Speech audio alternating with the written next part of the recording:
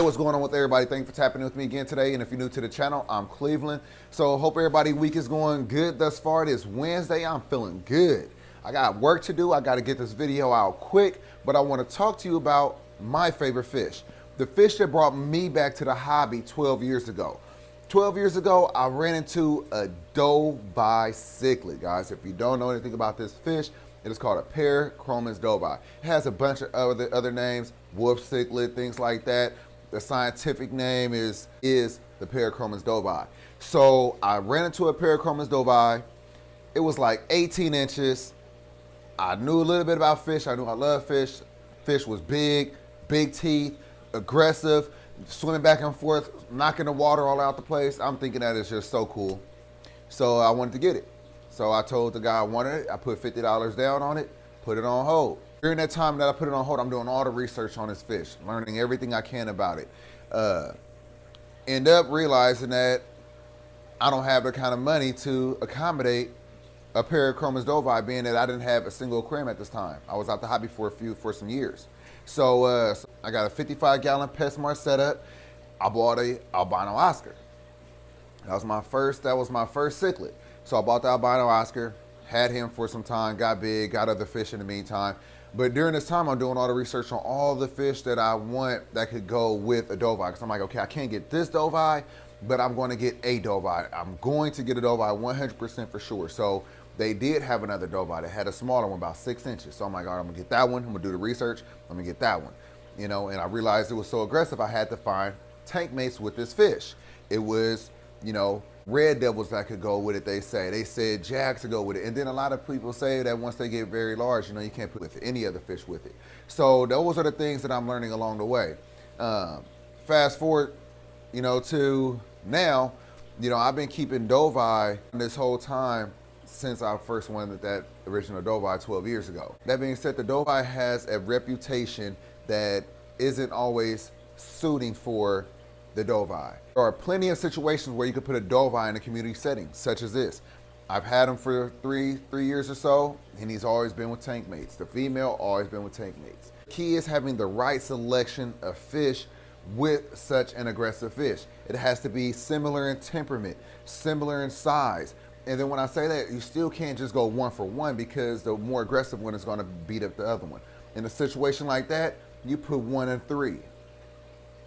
Now you have 4 aggressive fish of similar size, similar temperament, totally different.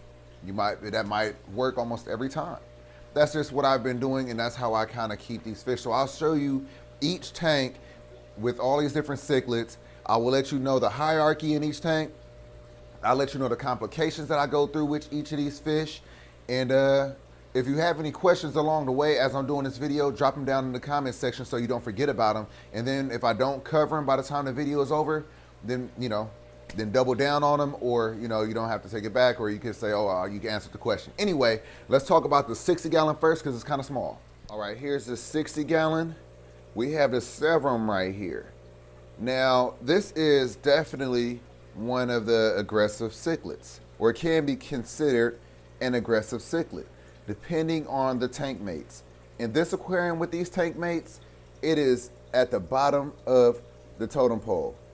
It gets bullied by everybody aside from the angelfish.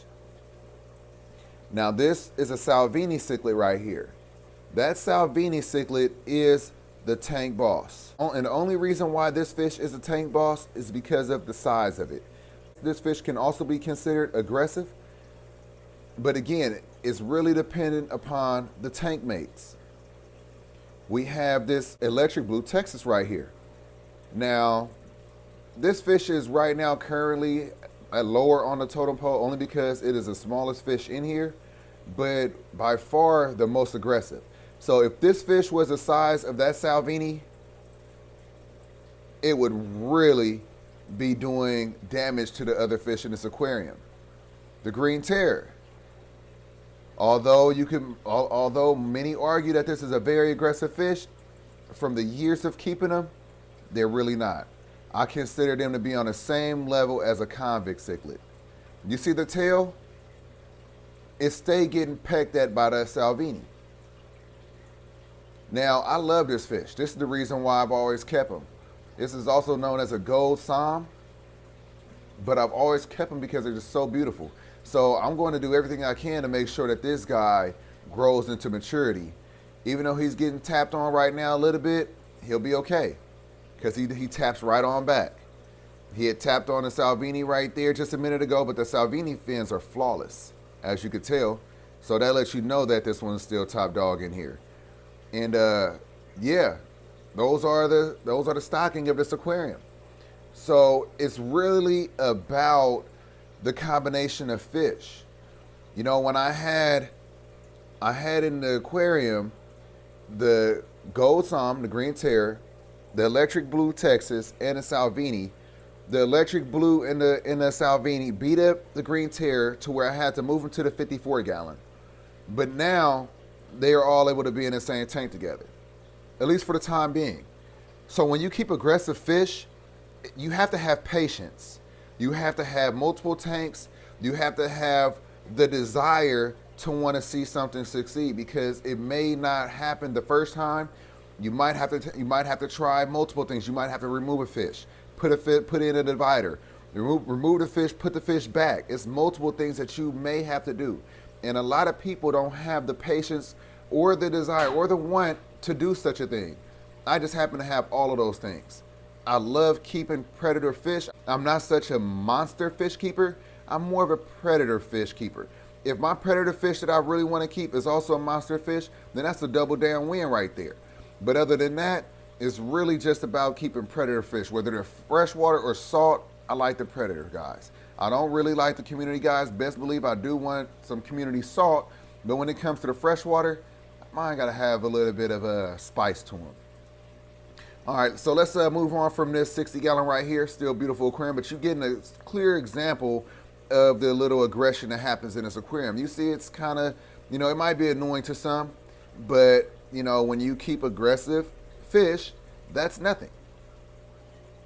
You know, if our green tear started looking more worse to the wear, then best believe I will remove it.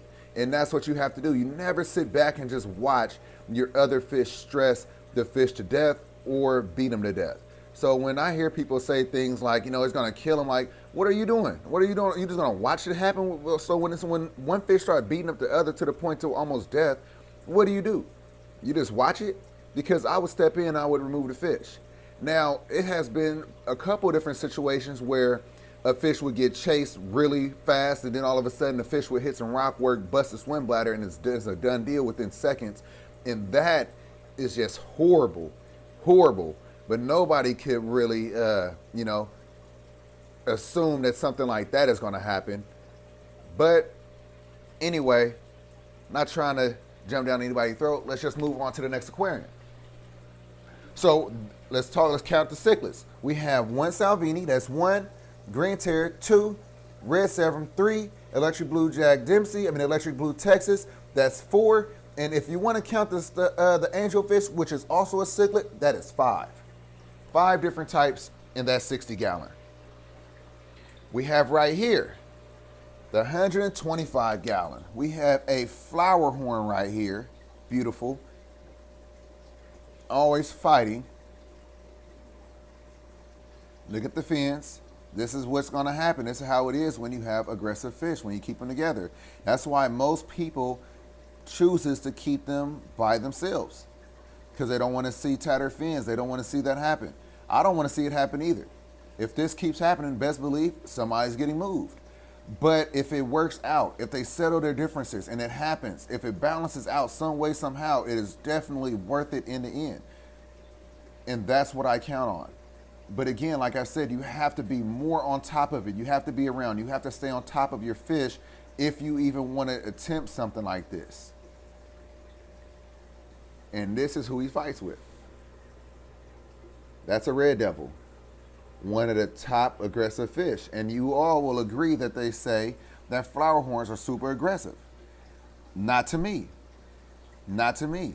They are definitely aggressive depending on the tank mates. You put them in a tank with a buddy cofferai, a dove eye, a red devil, and let's just say a red tiger moto, or even a red tear. it'd be a total different thing. Total different thing. And all those fish I named ranges in different sizes, but it's all in the aggression level of it. I say a flower horn has the same aggression level as a Oscar. The difference between the flower horn and the Oscar is that the flower horn will have more pronounced teeth, so it does way more damage than the Oscar. At least, again, that's from my experience of keeping Oscars in flower horns, and I've kept them in tanks together for years. They don't like each other, I'm assuming, because they look so much alike. That's the flower horn right here, and that is a red devil. Look almost identical, but this is a golden base flower horn.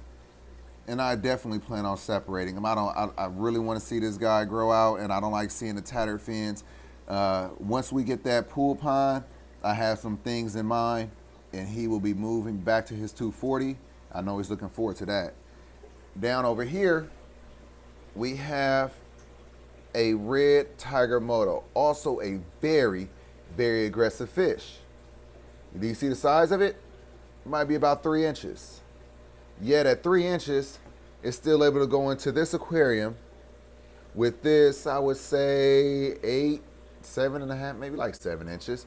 And then of course, we have the 4-inch flower horn. We also have in here down below, down under there, another red Atabapo pike. This red Atabapo pike is probably about 7 inches. About as long as the red devil, but you know, pikes are slender. So again, fish of multiple different sizes able to go into the same aquarium. Yes, these two fight a little bit, but if I had, actually this one was really aggressive anyway. This one was really going after this guy and the female that I tried to put in there. So we'll still change it up, but this guy has no problem living with the smaller red tiger moto. Just don't like the bigger fish. But anyway, nonetheless, they're still living in here. They fight a little bit, but as you can see, it's not to the point to where they're always going after each other. They just be in here chilling for the most part. Fight when they want to. Anyway, so that's 3 more different fish. You have the red terror up here. And you know, most people would definitely say that you can't get away with this stocking. And again, they fight, they bicker all day. But for the most part, look at this. Fins are still beautiful. A little tattered, and again, that happens when you have aggressive fish, or you could keep them by yourself. But again, I say this is worth it. Otherwise, this tank, this whole 125, will be for one fish. But look at it. I love seeing these different fish in here together. And, you know, I really think they have a respect for one another, because even when I had the divider up, they got that one would try to get to the other side of the divider just to be next to each other, not even to fight. They just be over there next to each other. So fish be like that. So we have the female red terror. She's probably like 9 inches. We have the golden base flower horn. I would say Houston is about 10 inches. And then we have Oscar, our albino Oscar, who's about 11, 12. But Houston eye got damaged when we moved here about 4 months ago. So it hasn't cleared up yet. But yeah, look at them. Always want to be next to each other. So that's another 2 right there. All right, so we got 10. And also peacocks are considered to be a type of cichlid. So that's another one, 11. We have the red Atabapo pike, who's aggressive, ready to eat. Remember I was complaining how he wasn't eating and was acting all skittish? That's over. That is over. He is right at the front of the glass letting me know he wants some food. Yeah, I like that attitude. So I can't wait for the other red Atabapo pike to get the same attitude that this guy has. And his bass has been exploding in size. Man, this bass is beautiful. Look at the colors on it. All right. And then here comes the big boy tank. We have over here the 5-star General. He's about 5 inches. And watch when you see the size difference in this aquarium of all the fish. We have this golden Jack Dempsey. The golden Jack Dempsey is, I would say, about like 7, 8 inches, not big at all, right?